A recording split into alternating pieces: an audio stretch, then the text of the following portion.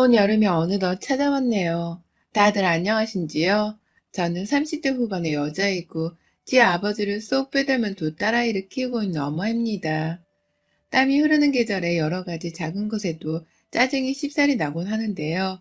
제 사연은 짜증도 묵혔을 만큼의 사건이어서 지난 한 달 동안 저는 마치 한겨울 속에 사는 듯 했어요. 한여름에 시리도록 아프게 만든 저의 사연을 그럼 시작해 볼게요. 저의 남편은 평범한 직장인입니다. 부군 공무원인 저와 함께 맞벌이로 살고 있고 벌어오는 월급을 잘 모아 살면서 딸들을 키우고 있었죠. 우리 부부한테 하나 특별한 것이 있었다면 바로 제가 남편보다 한 살 연상이라는 것이었는데요. 지금이야 세상 천지에 연상연하 커플이 너무 흔하기 때문에 애 어른들조차 별스럽지 않아 하지만 제가 결혼을 할 적만 하더라도 저희 친정부모님이나 시부모님께서 너무나 고지식하셨답니다. 남자는 오빠여서 여자를 잘 돌봐줘야 하고 여자는 내내하며 고분거릴 수 있는 동생이어야 한다는 것을 머릿속에 꽉 박고 사시는 분들이셨죠. 그로 인해서 친정 부모님께서도 이 결혼을 해야 하냐며 고민을 많이 하셨고 저희 시부모님께서는 급기야 점집까지 가서 이 결혼을 해도 되냐며 허락을 받아내셨답니다. 뭐 점집에서 무당히 결혼해도 잘 먹고 잘 살 거라는 말을 해줘서 저희 부부가 지금 결혼해서 애 낳고 잘 살고 있는 거겠죠? 하지만 그 당시만 해도 이렇게까지 결혼을 해야 하나 싶어서 머릿속도 하얘지고 불쾌함은 정말 하늘을 찔렀었죠. 내가 싫으면 싫다 말을 할 것이지 겨우 나이 하나 때문에 여기저기 나를 민망스럽게 만드시나 싶어서 정말 불쾌했습니다. 그런데 남편의 집안 사정을 좀 더 들여다보니 시부모님이 왜 연상인 여자와 결혼을 안 시키려고 하셨는지에 대해서 알겠더라고요. 이해를 하는 건 아니었지만 그 마음을 아주 조금은 알아챌 수 있었어요. 바로 남편의 형제들 때문이었습니다. 결혼 전부터 알고는 있었다만 시집으로 와보니 남편에게는 누나가 셋, 그리고 형이 하나 있었습니다. 저희 남편이 이 집안의 막내 아들이었던 것이었죠. 남편의 성격이 상당히 온순하고 또 화를 잘 내지 않는 편이었어요. 저를 잘 챙겨주고 애정 표현을 많이 하던 모습이 배우자로서 마음에 들어 결혼을 하겠다고 마음먹었습니다. 결혼을 하고 시댁 식구들을 몇 번 마주하다 보니 왜 우리 남편이 일이 순둥일 수밖에 없었는지를 알겠더라고요. 시누이들과 아주버님의 성격이 정말 하늘을 찌를 듯 세셨던 겁니다. 무슨 말 한마디를 하더라도 목소리의 데시벨이 확 높아져서는 옆에서 누가 스피커를 켜놓은 듯이 쩌렁쩌렁 울려 퍼졌어요. 정작 그 자식들을 낳은 시부모님조차도 자기 자식들이 말을 주고받을 때는 감히 껴들 생각을 하지 못하시더라고요. 저마다 자기 주장을 펼쳐대느라 바쁜 토론 속에서 더 큰 목소리를 내면서 끼고 들어갈 용기가 없으셨던 겁니다. 그리고 막내 아들이었던 우리 남편도 마찬가지였어요. 형 누나들에 치이고 살았다 보니 성격이 온순할 수밖에 없었고 그나마 막내이고 말을 잘 듣는다면서 애정 표현을 많이 해주던 시어머니 덕분에 남편도 사랑을 많이 받고 자란 이후로 저에게 애정 표현을 많이 해주는 것이었습니다. 그런 남편을 보면서 결혼을 하고 나서까지도 또 연상인 사람이랑 살면서 동생 취급을 받아야 하냐며 저희 시부모님이 저를 반대하셨던 것이고요. 조금은 알겠는 시부모님의 걱정이 이해는 되더라고요. 그렇다고 시부모님의 눈치를 막 보면서 남편 옆에서 머리를 조아리며 살 생각은 추호도 없었습니다. 그저 우리 부부가 잘 사는 모습을 보여줘야겠다고 생각을 했고요. 시누이들이나 아주버님들도 다들 목소리가 크고 성격이 좀 드실 뿐 막내 동생의 와이프인 저를 막내 여동생 모두 귀여워해 주셨기 때문에 처음 결혼을 하고 나서는 딱히 시댁 문제로 얼굴을 붉힐 일이 없었습니다. 다들 저희 부부보다 오래전 결혼하셨고 자식들도 다 낳아둔 상태였기 때문에 솔직히 서로가 바쁘다는 이유로 얼굴 보고 살 일이 별로 없었어요. 명절이 되더라도 형님들은 저마다의 시댁에서 차례를 지내다가 저희 시댁으로는 나중에 나오셨기 때문에 저랑은 마주칠 일이 없었고 전 오히려 아주버님네랑 자주 보면서 더 친하게 지내왔던 것 같습니다. 형님이 저랑 딱 한 살 차이신데 제가 첫 아이를 임신했을 때에 형님께서 둘째 아이를 임신 중이어서 공통점이 많은 이유로 함께 잘 붙어 다녔어요. 그건 지금까지도 마찬가지고요. 그런데 결혼 생활을 좀 하다 보니 시누이들이나 형님이 아닌 시어머니께서 그렇게 제 속을 썩이시더라고요. 그리 연락을 자주 하면서 얼굴 보고 사는 사이는 아니었기 때문에 큰 마찰이 일어나진 않았지만 명절일 때나 어쩌다 밖에서 다 같이 외식을 하자며 만났던 때에는 그렇게 제 앞에서 제 남편이 힘들어 보인다는 말을 하곤 하셨습니다. 위로 줄줄이 형제들이 있어서 늘 구박받고 사는 애나 다름이 없었는데 어째 결혼하고서도 그 팔자를 못 고치는 건지 얘 얼굴이 바짝 말랐네 말랐어. 라며 쯧쯧대며 남편의 얼굴을 막 만져보며 안쓰러워하는 거예요. 그게 사실이 아니니까 남편은 당연히 엄마 그런 거 아니야. 이 사람이 얼마나 밥도 잘 챙겨주고 집안일도 많이 해주는데 라며 시어머니께 부정을 하곤 했죠. 하지만 저로서는 빈정이 좀 상하더라고요. 나도 돈 벌어오고 있는 직장인인데 나만 남편을 챙겨줘야 하는 건가 싶고 남편은 또 그런 시어머니한테 내가 모든 살림을 다 책임지고 있다는 말을 했어야 하나 싶어서 말입니다. 여러 번 시어머니는 제 앞에서 대놓고 남편을 잘 챙겨주냐 물어보셨고 눈치 주는 행동은 절대 하지 말라며 자기 아들 기분만 걱정하셨어요. 매번 똑같은 잔소리를 당연스레 듣다가 저도 한 번은 너무 기분이 나쁘다는 이유에 말대꾸를 했었습니다. 어머님, 제가 살림은 다 하지 않고요. 어머님 아들이 집안일을 많이 도와줘서 오히려 제가 너무 편해요. 남편을 잘 만나서 제가 호강을 하네요. 저도 일하는데 남편이 그 정도 배려는 해줘야 하는 거잖아요. 남편은 그런 점에서 생각이 있더라고요. 어머님이 아들을 참 잘 키우셨어요. 라고 말이죠. 그 말에 벙쪄서 입을 다물지 못하고 남편과 저를 오락가락 쳐다보던 시어머니의 표정은 아직도 생각할 때마다 통쾌해 죽을 맛이었죠. 제가 그렇게 말을 하니 시어머니도 약간은 주춤하셨는지 제게 따로 지 아들을 챙기란 잔소리는 덜하기 시작하셨고요. 하지만 그로 인해 살짝 부작용이 생겨났습니다. 차라리 저를 무시하고 없는 듯이 행동하면서 자기 손으로 자기 아들을 챙기는 게 낫다고 생각을 하셨던 것 같아요. 언젠가부터 저희 애들을 봐도 아는 척을 하지 않으시고는 저희 남편만 왔니? 어휴 돈 버느라 수고한다 니가. 딸린 식구가 몇이야 글쎄. 라면서 활짝 반겨주셨고요. 저를 아예 투명인간 취급을 하려는 듯이 다루시더라고요. 애들이야 뭐 형님네 애들이랑 같이 노느라 바빴기 때문에 할머니 할아버지를 많이 신경 쓰진 않았지만 저는 달랐습니다. 바로 시어머니 옆에서 일을 거들어야 하는데 시어머니가 저를 없는 사람 취급을 하니 괜히 따돌림만 당하는 더러운 기분까지 들어버렸어요. 시어머니의 지독한 막내 아들 편애와 사랑으로 인해 저희 아주버님이나 형님도 그리 좋아라만 하지 않았습니다. 아주버님은 대신 막내 아들만 우쭈쭈 한다면서 섭섭해하는 듯한 표정이었고 옆에서 형님도 제게 꼭 오셔서 말씀하셨죠. 어머님은 그냥 도련님이랑 같이 사시는 게 맞는 것 같아. 안 그럼 상사병 걸려 평소에 어찌 사시나 몰라. 라고 말이죠. 형님의 말씀이 너무 공감이 가더라. 저도 모르게 욱하며 비웃음이 흘러나왔고 그러면 남편은 제 표정의 변화를 살펴보며 늘 어머님과의 사이에서 눈치를 살폈어요. 고부관계가 껄끄럽고 별로다 보니 남편은 늘 제 눈치를 보곤 했습니다. 저를 많이 좋아하는 사람이었고 저에게 애정 표현도 자주 하면서 애착 관계가 분명히 있는 부부였는데 꼭 시어머니 앞에선 별 수 없다는 식으로 시어머니 옆에 붙어 있더라고요. 그러니 저도 얘가 둘이 내 아빠가 맞는 거냐면서 시댁에서 어째 얘 한번 챙길 생각을 안 하고 엄마 옆에 꼭 붙어 있냐며 싸우기도 했었고요. 급기야 사소했던 투정의 말싸움으로 번져서는 극으로 치달았을 때에 나 혼자 애 키우며 시어머니 생각 안 하고 혼자 살고 싶다며 이혼하자는 말도 먼저 꺼내봤었습니다. 그제서야 남편도 아차 싶었는지 먼저 사과를 했던 바람에 저희 싸움이 일단락되긴 했었지만 늘 찝찝했었어요. 그러다가 코로나가 저희 부부를 살렸습니다. 코로나가 터지고 나서 제가 시어머니를 아이들 핑계로 안 만나려고 하다 보니 시댁에 갈 일 없었거든요. 시댁과 거리를 두고 사니 자연스럽게 시어머니 때문에 시댁 일로 스트레스를 받을 일이 없었고 그러다 보니 남편이랑 기분 나빠하거나 얼굴을 붉힐 일도 잘 없었습니다. 그런데 의외로 시어머니도 저희를 부르지 않으시더라고요. 허구한 막내 아들 걱정된다며 아들 휴대폰으로만 쏙 전화를 해서는 찾으시더니만 통 부를 생각을 하지 않으셨어요. 그러더니 올 6월 남편이 이상해지기 시작했습니다.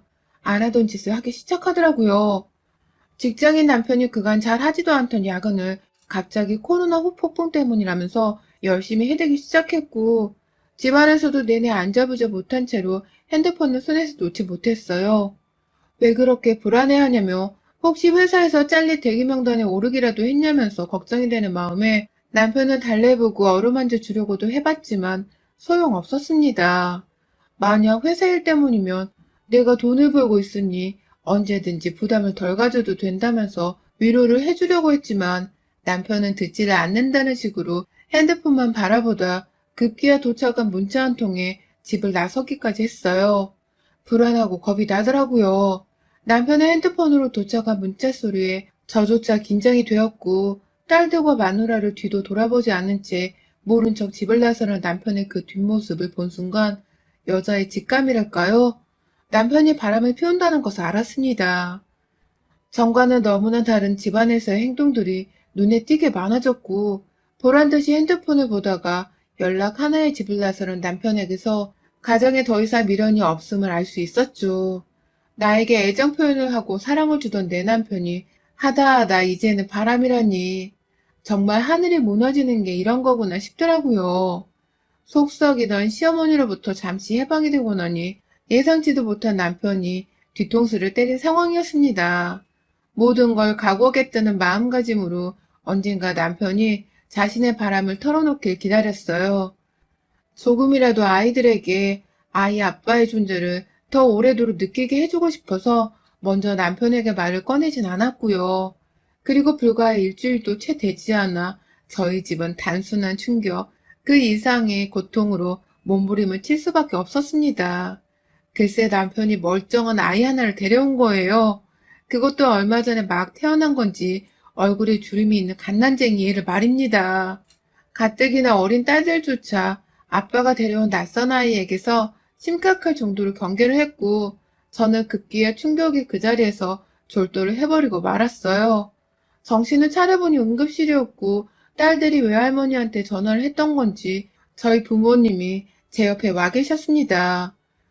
모든 얘기를 전해들었다면서 남편이 데리고 있는 애가 누구 애냐며 엄마는 자기 일 마냥 병원 안에서 제게 소리를 지르며 닥달을 하셨고 아버지가 엄마를 진정시키겠다고 병원 밖으로 데리고 나간 사이 저는 그대로 다시 병원에서 잠이 들었어요. 너무 충격을 받은 바람에 당장 내 딸들이 어디서 뭘 하고 있는지조차 신경을 쓸 여유가 없었죠. 퇴원을 하고 집으로 가니 남편은 출근도 하지 않은 채 저를 기다리고 있었습니다. 낯선 그 아이는 제 안방에 들어와 침대 위에 곤히 잠을 자고 있었고요. 언제 또 사들인 건지 벌써 애기용품이랑 침대에서 떨어지지 말라며 애기용 침대 베개도 하나 놓여져 있더라고요. 감히 내 집안에 내가 낳지도 않은 애 새끼를 데려와 놓고선 온갖 아기용품까지 사들이다니. 도무지 상식적이지 않은 이 상황에 저뿐만 아니라 저희 가족들까지 날뛰기 시작했습니다. 회사까지 휴직 내고 저희 부모님과 함께 집으로 와준 언니는 남편에게 뺨따구를 날리기 시작했고 저희 부모님은 말리기는커녕 함께 싸우겠다며 주먹부터 들이미셨어요. 애가 깨서 우는 바람에 졸지에 제가 아이를 달래야 했고 그 꼴이 기가 막히다며 엄마가 뒷목을 잡고 주저앉으시면서 싸움은 잠시 종료되었습니다. 잠깐 동안 상황이 진정되자 남편은 저희 가족들 앞에서 무릎을 꿇고 말하더라고요. 제 불찰입니다. 정말 딱 한 번만 눈 감아주시고 아이를 키우게 해주세요. 당신도 제발. 나 당신이랑 절대 못 헤어져. 내가 우리 애들 두고 어딜 가. 애들이랑 당신이 무조건 우선인데 이 애를 그냥 버릴 수는 없잖아. 나도 정말 피치 못할 사정이 있었어. 라면서 애원을 하고 침을 질질 흘려가면서까지 오느라 허우적대는 남편의 말에 정말 말문이 턱 막혀버렸습니다.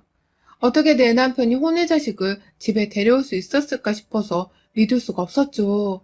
저 순둥이 같던 인간도 결국 성욕 앞에서는 이성이고 가정이고 신경도 쓰지를 않는구나 싶어서 남편을 향한 실망감도 이루 말할 수가 없었고요. 그렇게 졸지에 갓난아이와의 동거가 시작되었어요. 당연히 저나 저희 친정부모님 어느 누구도 아이를 돌봐줄 생각이 없었고, 그러자 남편은 졸지에 자기 형과 누나들한테 부탁을 했나 보더라고요. 온 시댁 식구들은 뒤늦게야 제 남편 혼외자식 문제로 난리가 나버렸고, 졸지에 어쩔 수가 없다면서 집에서 주부로 계시던 둘째 형님께서 저희 집으로 애를 봐주러 오는 상황이 벌어졌어요. 그마저도 형님이 본인 아이들 수험생활 문제로 오래 봐주지를 못하셨고, 그 바람에 결국 시어머니께서 저희 집에 오게 되었습니다. 깔끄러운 시어머니를 보는 것만으로도 괴로운데 남편의 혼외자식까지 들려있으니 정말 첩첩산중이었어요. 집안꼴 잘 돌아간다며 저는 아예 살림에 손을 놓았고 아이들 문제 말고는 남편과는 일절 말도 섞지 않았죠. 제 아들이 저지른 문제가 부끄럽긴 했던지 시어머니 또한 제게 전처럼 무시를 하는 등의 행동은 보이지 않으셨고요. 이대로 살아야 하는지에 대해 진지하게 고민을 했지만 이혼만큼 하지 않으려 했습니다. 어딘가 숨어있을 남편의 상간녀가 그걸 기다리고 있을지도 모른다 생각했거든요. 아이까지 무작정 제 집안으로 들인 걸 보면 분명 밖에서 저희 부부가 이혼을 했어는 본인이 안방을 차지하게 기다리고 있을 거라 확신했어요. 그래서 울며 겨자 먹기로 쇼윈도 부부를 유지한 채 힘겹게 살아가고 있었는데 불현듯 제가 시어머니의 이상한 점들을 발견했습니다. 코로나 시국 동안 한 번도 뵙지를 못했던 저희 시어머니의 모습이 굉장히 살쪄 보이더라고요. 마치 출산을 막 한 사람이 붓기가 올라와 있는 듯한 것처럼 말이죠. 게다가 지 아들의 혼외자식인데 뭐가 그리 끔찍이도 이쁜 건지 얘를 아주 그냥 보물단지 마냥 돌보더라고요. 정작 아이의 아빠라는 남편은 퇴근하고 와도 시어머니가 이를 보도록 내버려 두기만 했고 얼굴을 아예 거들떠도 보지 않는 일이 빈번했습니다. 급기야 하루는 아이가 고열로 너무 아파서 응급실을 가야 했는데 오히려 남편은 그 나이 애들은 다 그렇게 커. 병원 가면 되니까 옷부터 입어 엄마. 라면서 차분한 편이었고 아이를 들쳐업고 있던 시어머니는 빨리 안 서두르냐? 라면서 닥달을 하고 흥분한 상태였어요. 새벽 내내 아이를 껴안고 있었는지 애가 열이 나는 것까지 그 새벽에 바로 알아채셨더라고요. 그렇다 보니 저도 생각이 많아졌습니다. 그럴 리는 없겠지만 설마 시어머니가 남편의 상간녀를 알고 있나 싶기도 하고 그래서 상간녀의 부탁을 받고서는 아이를 저리 끔찍하게 챙기는 건가 싶었죠. 그런데 무엇보다 병원에서 아이의 상태를 걱정하며 눈물을 보이던 시어머니의 태도에 저는 또다시 의심을 하지 않을 수가 없었습니다. 설마 저 아이가 시어머니와 연관이 있는 건 아닌가 하고 말이죠. 그리고 결국 저는 남편이 갓난아기를 저희 집에 데려온 지 한 달이 되던 그날 아이와 남편의 친자 검사를 의뢰하게 되었습니다.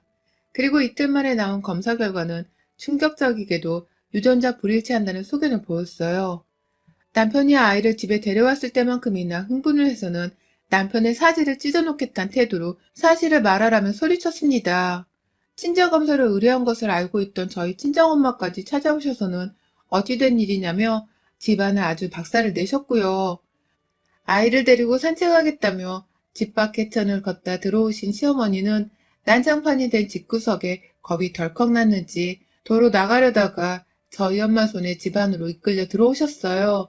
졸지에 모자가 그리고 그 갓난아이까지 세 명이서 제 앞에 허리를 숙였고 이내 남편이 아닌 시어머니의 입 밖에서 먼저 나온 말은 정말 믿기 힘들었습니다. 미안하다. 이 아이는 사실 내 아이야. 네 남편이 날 도와주려고 했다가 졸지에 혼의 자식을 끌고 온 파렴치한 쓰레기가 되어버렸구나. 이게 다 내 탓이다. 애미가 부족한 탓이야. 라면서 흐느낀 채로 제가 아닌 남편에게 사과의 말을 건네시더라고요. 그러니까 이제 보니 이 아이는 남편의 혼외자식이 아니라 나이 든 우리 시어머니의 혼외자식이었던 것입니다. 시어머니가 코로나 기간 중 바람을 펴서 임신을 하게 되었고 평소 늘상 품이 넓은 치마를 입고 지내던 바람에 임신인 줄도 모르고 있다 중달쯤 되어 임신 사실을 알았다고 하더라고요. 어디다 말할 수가 없어서 결국 친하게 지내던 막내 아들한테만 그 사실을 털어놓았고 졸지에 엄마가 혼외 자식을 가진 채로 출산을 하면 부모님이 이혼을 하고 가정이 파탄날까 걱정이 되었던 남편은 등신처럼 그 아이를 자기 혼외 자식으로 둔갑을 시킨 채 온 가족들을 속이려 한 것이었습니다. 자기 아이인 것처럼 바꿔치기 해서는 자기 늦둥이 동생을 저희 집으로 데려왔고 그 바람에 남편은 제게 죽어도 이혼은 하지 않을 것이라는 어중간한 말을 뱉어내면서 붙잡아 두고 있었던 것이었어요. 그 와중에 아이가 보고 싶다는 시어머니를 아이 곁에 두기 위해서 저희 집으로 아이를 돌봐달라는 부탁을 하는 척하며 데려온 것이었습니다. 이 사실은 저나 온 시댁 식구들은 아무도 몰랐던 것이었어요. 결국 저희 친정어머니는 남편의 혼외 자식이 아니란 사실에 가슴을 쓸어 내리셨어요.